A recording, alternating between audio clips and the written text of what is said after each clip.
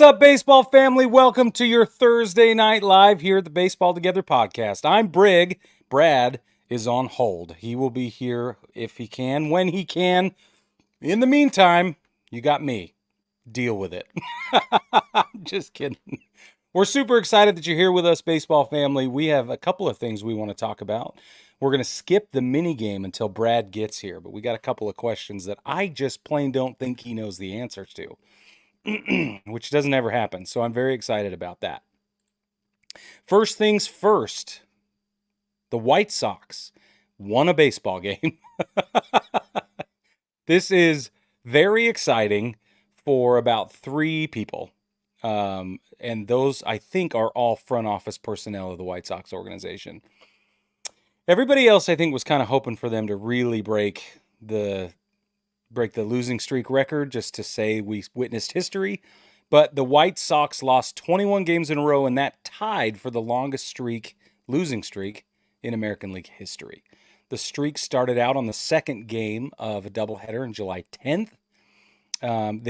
In that time, they were outscored 45 to 136. 45 to 136. That is absolutely abysmal. So not only did they just lose 21 games in a row, which actually ended up being 22 out of 23 total games, because they lost Wednesday after they won the game on Tuesday. So still not great. And we'll get into that in a minute. Here's how bad it got. Okay. We did some digging. Here's the analysis on how bad they got. They only scored 5 or more runs twice. Twice. They gave up 10 or more runs 5 times. 5 separate times they gave up 10 runs or more. And they did it in back-to-back games a few times. Unbelievable. That's just bad. So, they lost by 5 or more runs, which is technically a blowout, to lose by 5 or more runs. That happened 8 separate times in this 21-game streak. They got walked off once, which is surprising because that means that they hung in there long enough to get walked off even one time, which is great. So before the game on Tuesday, the A's, because they were in Oakland, the A's in-game entertainment team started playing the song 22 by Taylor Swift. And apparently that didn't sit well with the White Sox players or whatever it was, because that jinxed them and they got over the hump. So it's a little too bad. Do we get to blame Taylor Swift for the White Sox not, breaking the record? That's a question I'll ask Brad. See what he thinks as he's jumping on right this second. Brad, is Taylor Swift to blame for the White Sox not breaking the record? We can't hear you. I was muted. Yes. I liked your emphatic yes, though. I could see it, and it was if very you could nice. read lips, Brig, you would know. Yes. Oh, this is what we got. We got. Yeah, Taylor Swift is to blame for the White Sox not breaking the streak. And I don't know if you were listening, but I mentioned that I think 3 people were polling for the White Sox to not break the streak, and they're all front office personnel. The rest of the world, probably, I think, White Sox fans might feel differently. They might be ambivalent. I don't know. But we almost witnessed history, and I don't think anybody would have been sad about that. What's one more game? Right. And honestly, I think that the players were like, no, we don't want to go down in history with this, right? Like, did you see Miguel Vargas after I think it was Monday night's game? No, he was sitting on the warning track just against the wall and shell-shocked. Yeah. Like, after he got traded from the Dodgers. yeah, like I went from the Dodgers to this. Yeah, I wonder it. I don't know if we'll ever find out, but I wonder if he said something like, you guys, come on now. Right? Yeah. Could be. I think all of us were just like, if you're going to be bad, be the best at being bad. Yeah. Be bad really because well. Now you're do just, it hard. Now you're just really bad. Now unless you're they just break the bad. losses record. But honestly, I wouldn't be surprised if they put up a mediocre season the rest of the way with Grady Sizemore now as their manager. Yeah. Well, and that's interesting because manager Pedro Griffol, that guy, Grifol. whatever, he got fired. Nobody cares anymore. Got fired this morning. Thursday morning. His record 89 and 190 as the White Sox helmsman, skipper. I wanted to say With a helmsman. team, Brig, that wasn't that far from removed than being a division / potential World Series favorite. Yeah. Just a Yep. few years ago. Yeah, was it 3 years ago? They won 100 games or something like that? They were 500 in 2022. 2021, yes, they won I think 100 that's games. I think they And won 100 everybody games. before Yeah. the season was like, this team could go to the World Series. Yep. Well, he's out. So let's say he was the problem. I At wouldn't least be that's how the front surprised. office. They That's needed what I'm saying. somebody to be the scapegoat.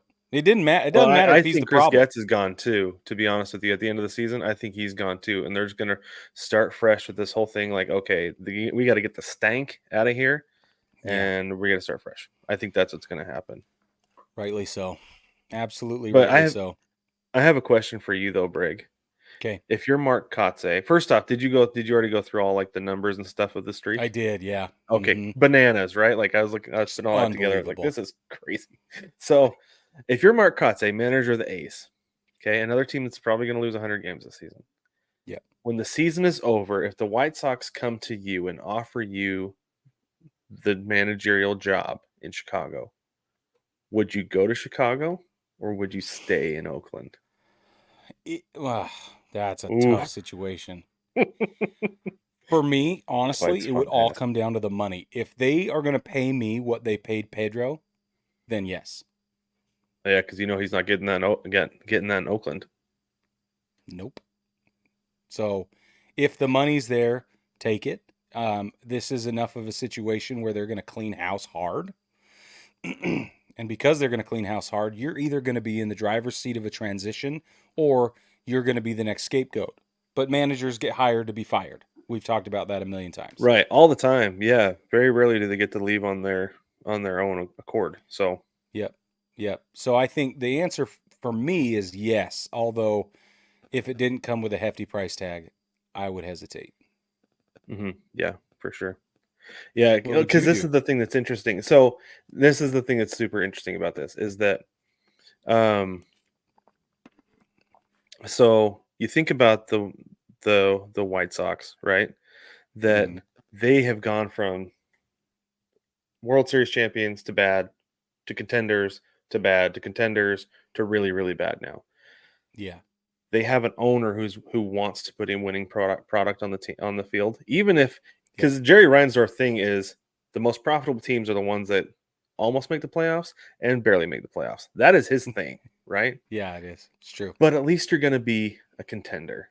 You're not Yeah. going to bring a bunch of guys through and then as soon as you get to pay them, trade them away. But on the other Right. hand, the A's are going to Sacramento, and uh, they say they're going to up payroll so they can contend, right? But you don't know if they're going to or not. You don't know. And trying to attract people to attract players to a minor league field that's going to see temperatures around 110 during the summer. Yeah. That doesn't seem easy. So I Here's the might other go to thing too. Chicago, honestly. Yeah. Here's the other And I thing don't know it too. would necessarily take an exorbitant amount of money. There's too much transition going on with the A's right now.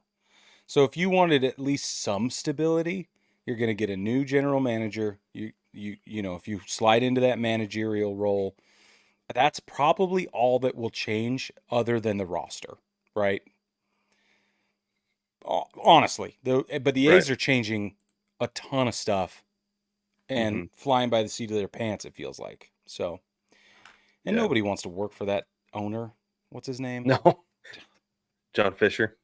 Fisher. Yes.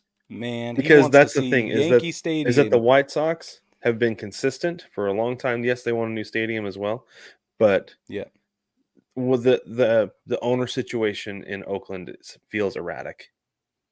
Yeah, it does. That's Well, one of the big problems I have with it. he said one of the things he was most excited about was to see Yankees come in and crush bombs in Sacramento. I'm like, he's never what? gonna live that down. He's never Never. gonna live that down. I His can't wait to tombstone is see gonna say, Aaron Judge. love to see opponents hit bombs. Yeah, it's gonna be awesome. Yeah, I want to So play good. for that guy. Not Especially the pitcher. ridiculous. Get out of here. All right, let's move on to Jackson Holliday because he, Yeah. Brig, is here. He Yeah, I has, think so. as my sister once said, and I have never let her live it down, he has a ribbon. He has a ribbon. Put it on a t-shirt. He has a ribbon. He has a ribbon. Okay, so he got called up at the beginning of the season. Got called up on April the 10th, and he had about a 2-week stint. Okay, and it didn't go well. Yeah. 2 hits, 18 strikeouts, 2 walks, 1 RBI, got 1 ribby, but an OPS of 170. Brig, 170 is a bad batting average. You put it on an OPS, Yes. it's far worse. It's so bad. But Brig, second time up, he got called up on July 31st. And this is the guy we all wanted to see. And I say guy loosely. He's a kid. He's 20 years old. Yeah, he's young. He's a kid. And I am so happy for him. So far, 9 hits in there. He's got a double. 4 dingers. We'll get there in just a minute. Yeah, baby. 7 strikeouts, 2 walks, 10 ribbies, and get this OPS 1.361. Tearing the cover off the ball, including his first homer was a grand slam that landed on Utah Street. Yeah, it did. And then over the last 3 days, he's become the youngest player ever to hit homers in 3 straight games. And right now, Brig, I'm checking to see if he homered again tonight because he's still playing against the Blue Jays. Yeah, he is. You better check. Let's see here. Looks like he actually didn't. Oh, there he is. He did not home run. He went 1 for 4, and he did drive in a run, and he scored a run. So, in a loss. In a loss, yeah. That sucks, but it's good for me. It is good for you. Yeah. As a I'm Yankee not fan. sad. But do you think this is just like? Do you think he's figured it out, or do you think this is just like? I mean, obviously he's going to go like this for the first couple of years, right? Right. Yes. But is this what we're gonna? Is this who he's going to be? Do you think? I think when he's hot, this is what we'll see when he's on. I hope that when he's off, it's not going to look like it did when he first came up. So I want to see him readjust what the floor of his game looks like. But if this is the ceiling, look out. If that's the case, man, the ceiling is the roof. Yeah, it really is. Like they talk about when Julio gets really hot, they talk about Julio going nuclear. Yeah. This almost feels like Julio going nuclear. Right. Like, this is a really good stretch. I'm happy for him. Good for him. Yeah, I am happy. Happy for him as well. All right, let's move on to the ump show. Oh, I have a couple things here. I'll do this first one, Brig. You can do the next one. Okay. So the first one, we have Hunter Wendelstedt making headlines again. Again. And this time in LA. It feels like he's wanting to take Angel Hernandez's spot as the most maligned umpire. Like, is he wanting the Angel Hernandez treatment where they can just buy him out so he can go home? You know, there might be a precedent set, actually. I wondered about that when it happened. How many more guys are going to do this? So, okay, here's the situation. Yeah. This is actually last night, Wednesday night. Top of the 6th inning, the Dodgers are leading the Phillies 4-3. Alec Bohm is on second with nobody out. Brandon Marsh is at the plate. So here we go. There it is. That's the one. Okay, so Marsh squares around. He bunts to third base. Kike Hernandez comes in. He tosses it to Miguel Rojas, who wheels around from shortstop. He tags Bohm out, but Hunter Wendelstedt is adamant that there was obstruction. Here's the tag. Okay, so by the way, Dave Roberts came out and argued, rightfully so, and he was ejected. And got kicked out. But look at this though, Brig. Like, we might play this 4 or 5 times just so we can get a good look at it. Do it. Send it, bro. Yeah. So here it is. Okay, you can see that his ankle does, like his foot does, because it kind of does this number, right, where his heel Should. goes out in front, like right here.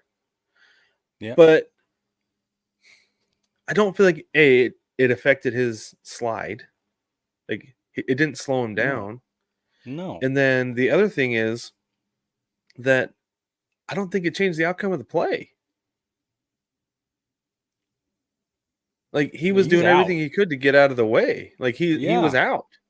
Yeah. It's a clear out. I don't know why this is being argued. I don't know either. It blows my mind. It almost feels like he was looking for it and just wanted to call it, you know? Maybe. And then Because it makes no sense. The guy is clearly out. There's no obstruction. mhm, It's crazy. yeah, I'm not sure. I wanted to check real quick to see. So the 6th inning, the Phillies went on to score 5 runs. Yeah. And that was the first one. Alec Boehm scored the first run of that. So pretty significant. Because that would have been 1 out runner on first. Instead, it was no outs runners on the corners. Changes Yep. everything. Everything changes. I agree. Okay, go ahead and tell us about Stu Sherwater. Stu. Oh, Stewie. Stu doesn't strike me as the type that's ready to take over anybody's place in the history books as far as umpires are concerned. Certainly not on the maligned side, Brad, with his MFA dictionary. Here's the situation. San Francisco is in Washington. There is the top of the first inning, okay? And in the top of the first inning, they got the bases loaded. Let me play it. I'll show you. Okay. Top of the first inning, bases loaded, 1 out, 2-2 pitch. Here it comes. Huh, you're out. Whoa! Like, Holy what? cow! Look at that. Look at Bob Melvin's livid. He's so mad. Watch the replay. Here it comes. Very slow. I slowed it down for you so you could see it. Love it. Boom. What is that? Heck of a frame job. Who was Yeah, catching that? yeah. That Bob Melvin was- heads out. that Here was we go. He's Gabe getting his. Ruiz. Now check this out. Look at this. Look at the smirk. Get out of here. I'm not listening to you. Now here's the deal. I hope during their rain delay he went and looked at the replay on that. I hope so too. That was today. That was today's game. Here's the situation though. The Giants are only like 3.5 games back. That was as of this morning. They were 3.5 games back. I'm gonna look really quick out of the wild card race. I had it up just now. The wild card situation, it puts San Francisco a They're whopping 3 back now. of the Mets. 3 back of the Mets. So winning this game is critical for San Francisco, because every game will be critical to try and make it into the playoffs. Mm-hmm. And if you've got the bases loaded, you know, and a guy throws a friggin' meatball out there and it's wide, way wide. What is that? Got to be 5-6 inches off the plate outside the zone. And it was almost up too. It was egregious. It was almost up, but it was every bit outside. Anyway, I was just super upset. Bob Melvin was upset, rightly so. Well, and so, fortunately for the Dodgers, they did end up winning that game in 10. The Dodgers did? Mm-hmm. Yeah. Wow. Yep. But it was That's tied, awesome. so there was a lengthy rain delay. It looked like in the 7th inning, I believe. I kept checking, and it was tied at that point. And so I wonder if maybe if that rain delay You mean the kept Giants? going. Oh, sorry. What did I say? You said the Dodgers. I was like, you sure about because we talked Still about got the Dodgers on my ago, mind.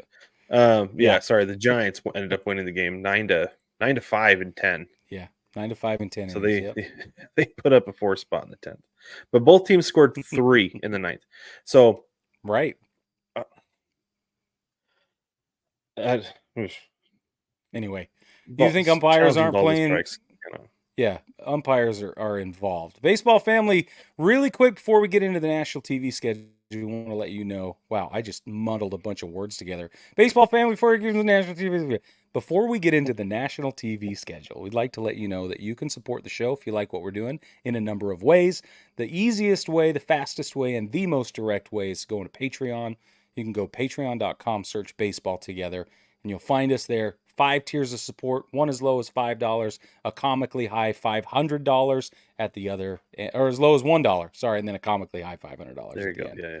at the other end of it. That's the easiest way to support the show. And you can also go to SeedSack. You go to seed-sack.com, search, you don't have to search. You search for whatever you want on seedsack.com. And use That's code right. baseball together with the number 2, and you'll get 5% off your order. That also goes to support us. We are also in the process of testing a new product, and we'll let you know if we like it enough to bring it to you. So stay tuned for that. It's very exciting. True Always facts. looking to bring you the best deals. All right. That's right. Friday. Brad, tell us about Friday's game. Friday's games. Okay, your MLB TV free game of the day is the Mets at the Mariners at 10:10 p.m. Again, these are all Eastern time. I don't know why they're pushing this series so hard. It's just like big time. So anyway, Mets at the Mariners 10:10 p.m. Apple TV Plus games. You've got Cleveland's baseball club at the Twins at 8:10 p.m. and then you've also got the Reds at the Brewers at 8:10 p.m. So take your pick, watch a game. ESPN Plus has the Orioles at the Rays at 6:50 p.m. as well. Tell us about Saturday. MLB TV free game does not exist. Don't go there looking for it. Unless you have T-Mobile and you get MLB TV for free like I did. Like I've been telling you, Brad, get T-Mobile, you get baseball for free. I get it for free because we played youth baseball last year. Yeah. Or Or this you year. can go to ESPN Plus at 1:05 p.m. and watch Texas play the Yankees in the Boogie Down. That'll be exciting. Houston will be at Fenway at 4:10 p.m. That'll be on FS1. 4:10 p.m. FS1 Houston at Boston. And then on Fox, your evening games on Fox. Chicago playing Chicago. The intercity rivalry was happening. The White Sox will be hosting this one, 7:15 p.m. on Fox, or Baltimore will be at the Trop in Tampa Bay, 7:15 p.m. as well. And Sunday, you're back to getting a free game of the day on Sunday. That's the Orioles at the Rays, 1:40 p.m. Eastern. Your Roku game, you got the Angels at the Nats at 11:35 a.m. Wake up in Yeah, baseball. that's definitely not p.m. Yeah, wake up in baseball for sure. And then ESPN Plus, you've got the Reds at the Brewers again. Another game you get to watch at 2:10 p.m. And then for some reason, ESPN wanted to flex the Mets and Mariners into prime time because this wasn't originally the game that was going to be on this Sunday break. Did you know that? No, I did not. I can't remember who it was, but they decided to flex this game in, which I think is absurd. I hate flexing your schedule. But it's the Mets at the Mariners at 7:10 p.m. Because this is my thing with flexing your schedule. I'm going to get on my soapbox here for just a minute, Brig, if you don't mind. I'm coming in from out of town. I'm like, hey, afternoon game. Perfect. 1:10 start. Let's do it. Because I got to work the next day. So I'm driving.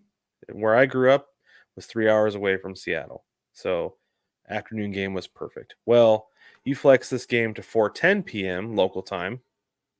That game gets over, we'll say 7 o'clock. It's a little bit harder to get home, get to bed on time at a normal time, and get to work in the morning. So I hate the flex schedule. The NFL's been doing it for years, and I think it's absurd because it takes zero account for the fans. It just tells the fans we do not care about you. All we care about is the TV schedule and putting the best matchup on TV. But if you're coming to the game, we really don't care about it, but still give us your money.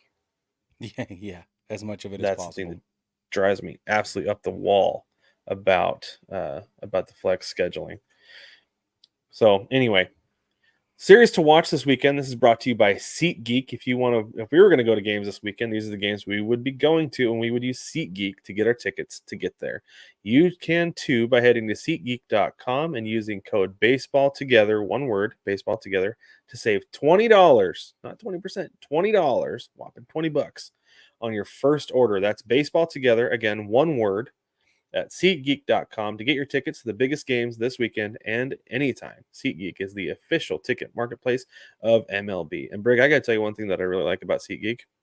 Yeah. is what I use when I buy tickets now all the time. Yeah. Because I tried it once when we first got this partnership, and Yep. I was sold. Because one thing they do is they put your tickets. So sometimes you can put your tickets in your wallet on your phone, Yes. or you can save it in the app. But with other apps, what you have to have a good internet connection. Well, the Right. problem you run into when you go to a stadium, you got literally 50,000 people around you trying to use the internet. Yeah. Doesn't work very well. SeatGeek has your tickets in the app. You don't need an internet connection to access them. I Sweet. love it It's so so much. Makes sweet. it Yeah. so fast, so easy. It is the best. The So, best. anyways, series to watch this weekend. Obviously, I will be watching the Mets and the Mariners, just like Major League Baseball wants everybody else to do. So I'll be Sure. watching Yeah. that one.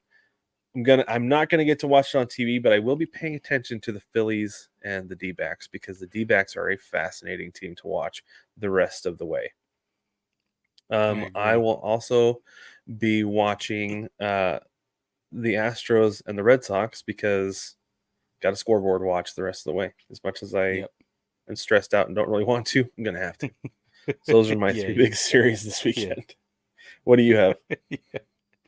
Obviously I'll be watching Yankees Rangers. That's going to happen for me. I Oh think yeah, I'll that be watching that one too. the matchup between Cleveland and Minnesota is really interesting, and they play a doubleheader tomorrow. So there's a 2:10 and an 8:10, and those will be telling games, I think, on both sides. Especially if the Twins can edge out a win, right, or at least punch some holes. It's going to be I'll tell you, interesting to watch. I was watching baseball today with Chris Rose and Trevor Plouffe, and Chris Hmm. Rose is a big Cleveland fan, and Yeah, he is nervous about yeah, his team, about Cleveland the rest of the way, because he's like I don't know how they're going to do it. I'm not sure if they can, but yeah. yeah. So keep an eye on Cleveland, and keep an eye on Minnesota, and obviously Kansas City, because There's a lot they're going right on there in in the it, Central. in the Always mix, going on in the Brig, Central. in the mix. Yeah. I also watch Baltimore hopefully lose.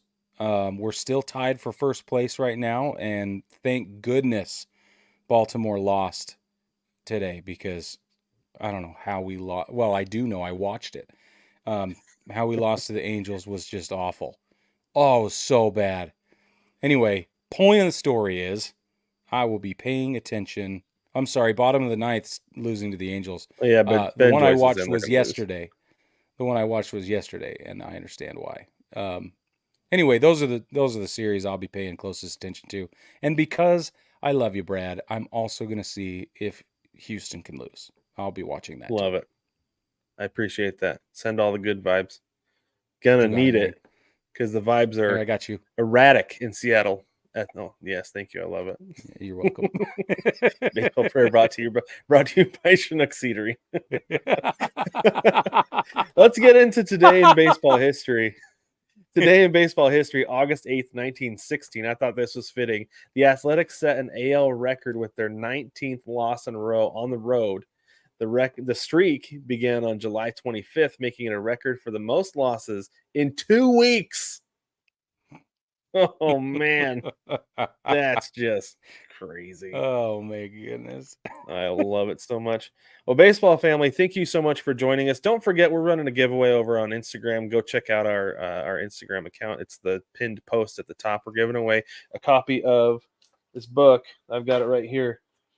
A Baseball Guy Gene, Chasing a Dream to Japan and Back. It's about Tony Barnett. We talked to him, what was it, just a couple weeks ago on Ball Yeah. Talk. You can go check that out, and while you're listening, pop on over to Instagram and enter to win a copy of the book. And don't forget about ChinookSeedery.com as well. Use code BTPod at checkout to save 10% to support your wallet, support your mouth with the best seeds ever, and support the show while you're at it. Baseball family, thank you so much for joining us. We will catch you next week.